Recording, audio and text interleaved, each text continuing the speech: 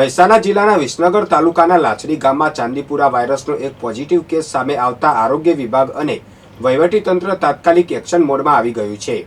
અસરગ્રસ્ત વિસ્તારમાં જિલ્લા આરોગ્ય તંત્ર દ્વારા સઘન સર્વેલન્સ અને રોગ નિયંત્રણની કામગીરી શરૂ કરી દેવામાં આવી છે। સંક્રમિત બાળકને વડનગરની GMERS હોસ્પિટલમાં દાખલ કરવામાં આવ્યું છે, જ્યાં નિષ્ણાત તબીબોની દેખરેખ હેઠળ તેની સારવાર ચાલી રહી છે અને હાલ તેની તબિયત સ્થિર છે। રાહતની વાત એ છે કે અત્યાર સુધી આ વિસ્તારમાં અન્ય કોઈ શંકાસ્પદ કેસ નોંધાયો નથી। આરોગ્ય વિભાગે વાલીઓને સાવચેતી રાખવા માટે ખાસ અપીલ કરી છે। ઘરો અને પશુઓના રહેઠાણની આસપાસ નિયમિત જંતુનાશક દવાઓનો છંટકાવ કરવા, બાળકોને શરીર ઢંકાય તેવા કપડાં પહેરવા અને સાંજના સમયે તેમને બહાર રમવા મોકલવાનું ટાળવા જણાવાયું છે।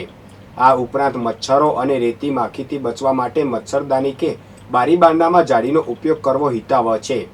જો બાળકમાં તાવ, ઉલટી કે ખેંચ જેવા લક્ષણો જોવા મળે તો વિલંબ કર્યા વગર નજીકની સરકારી હોસ્પિટલનો સંપર્ક કરવા અને આરોગ્ય ટીમને સર્વેક્ષણની કામગીરીમાં સહકાર આપવા તંત્ર દ્વારા અનુરોધ કરવામાં આવ્યો છે। મારું નામ ડોક્ટર રત્ના ભોજક છે। હું બાળ નિષ્ણાત અને HOD બાળ વિભાગમાં અત્યારે ઇન્ચાર્જ HODમાં છું। ચાંદીપુરા વાયરસના લીધે થાય છે, જે સેન્ટ ફ્લાય માખી, જીની માખીથી થાય છે। સેન્ટ ફ્લાય માખી તમને જે પોલા ઘર હોય છે, એની જે લીપણવાળા ઘર હોય છે એની વચ્ચેની જગ્યાઓમાં મળતી હોય છે અને બાળકોને જે લોકોએ ફૂલ સ્લીવ્સના કપડાં ન પહેર્યા હોય એવા બાળકોને કરડવાથી થતી હોય છે।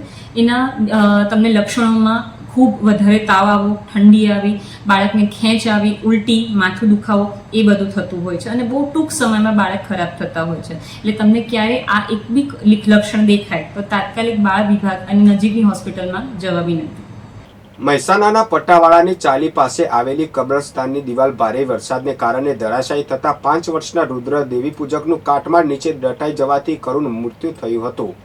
આ દુર્ઘટના બાદ સમગ્ર વિસ્તારમાં શોકનું મોજું ફરી વળ્યું હતું।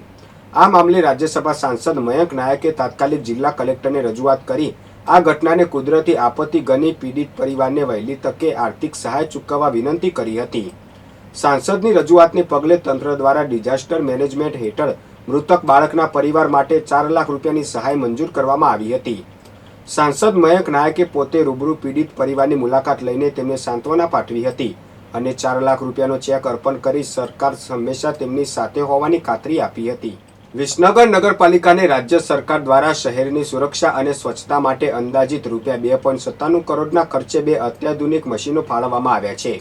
કેબિનેટ મંત્રી ઋષિકેશ પટેલના હસ્તે આ વાહનોને લીલી ઝંડી આપી સેવામાં કાર્યરત કરવામાં આવ્યા હતા। ફાળવવામાં આવેલા મશીનોમાં રૂપિયા 1.45 કરોડનું અત્યાધુનિક ફાયર વોટર બ્રાઉઝર સામેલ છે, જે 12,000 લીટર પાણીની ક્ષમતા અને 3500 લીટર પ્રતિ મિનિટ પમ્પિંગ ક્ષમતા ધરાવે છે। આ વાહન આગ જેવી કટોકટીના સમયે ઝડપી બચાવ કામગીરીમાં ખૂબ જ અસરકારક સાબિત થશે। આ ઉપરાંત સ્વચ્છ ભારત મિશન હેઠળ રૂપિયા 1.52 કરોડના ખર્ચે 9,000 લીટર ક્ષમતાનું જેટિંગ કમ સક્શન મશીન પણ પાલિકાને મળ્યું છે। આ મશીનથી શહેરમાં ગટર સફાઈ અને ચોકઅપ જેવી સમસ્યાઓનું ત્વરિત નિરાકરણ લાવી શકાશે, જેનાથી સ્વચ્છતામાં મોટો સુધારો આવશે। આ કાર્યક્રમમાં પાલિકા પ્રમુખ આશાબેન પટેલ, ચીફ ઓફિસર પાર્થ ત્રિવેદી સહિતના પદાધિકારીઓ અને અધિકારીઓ ઉપસ્થિત રહ્યા હતા। સિદ્ધપુરના ખડિયાસન ગામની એક મદ્રેસામાં પ્રતિબંધિત આતંકવાદી સંગઠન જૈશ-એ મોહમ્મદ સાથે સંકળાયેલી પ્રવૃત્તિઓ ચાલતી હોવાની બાતમીના આધારે ગુજરાત ATS અને પાટણ SOGની ટીમે સંયુક્ત સર્ચ ઓપરેશન હાથ ધર્યું હતું। આ કાર્યવાહી દરમિયાન મદ્રેસામાંથી વાંધાજનક સાહિત્ય મળી આવ્યું હતું અને એક મૌલવી સહિત 3 શખ્સોની ધરપકડ કરવામાં આવી હતી। આ ઘટના બાદ પાટણ જિલ્લામાં ભારે રોષ જોવા મળ્યો છે। વિશ્વ હિન્દુ પરિષદ અને બજરંગ દળ દ્વારા સિદ્ધપુરના કાકોશી 4 રસ્તા પાસે આતંકીઓના પુતળાનું દહન કરીને ઉગ્ર વિરોધ પ્રદર્શન કરવામાં આવ્યું હતું। ત્યારબાદ એક રેલી યોજીને મામલતદારને આવેદનપત્ર પાઠવવામાં આવ્યું હતું। આવેદનપત્રમાં આરોપીઓ સામે કડક કાર્યવાહી કરવાની સાથે શંકાસ્પદ મદ્રેસાઓ બંધ કરાવવા અને સરકાર દ્વારા અપાતી સહાય તાત્કાલિક ધોરણે બંધ કરવાની માંગ કરવામાં આવી છે। પાટણ ACBની ટીમે ચાણસ્મા મામલતદાર કચેરીમાં સફળ ઓપરેશન પાર પાડી વિધવા સહાયનો દાખલો કાઢી આપવાના બદલામાં રૂપિયા 800ની લાંચ લેતા આઉટસોર્સ કોમ્પ્યુટર ઓપરેટરને રંગે હાથ ઝડપી પાડ્યો છે। મળતી માહિતી મુજબ ચાણસ્મા મામલતદાર કચેરીમાં વિધવા સહાયના દાખલા માટે અરજદારો પાસેથી લાંચ માંગવામાં આવતી હોવાની બાતમી ACBને મળી હતી। આ આધારે ACB દ્વારા છટકું ગોઠવવામાં આવ્યું હતું, જેમાં પ્રકાશકુમાર ભરતસિંહ પરમાર નામના કોમ્પ્યુટર ઓપરેટરે લાંચની રકમ સ્વીકારતા જ એસીબીની ટીમે તેને મામલતદાર કચેરીના કમ્પાઉન્ડમાંથી ઝડપી લીધો હતો. લાંચની રકમ જપ્ત કરી આરોપી વિરુદ્ધ કાયદેસરની કાર્યવાહી હાથ ધરી છે.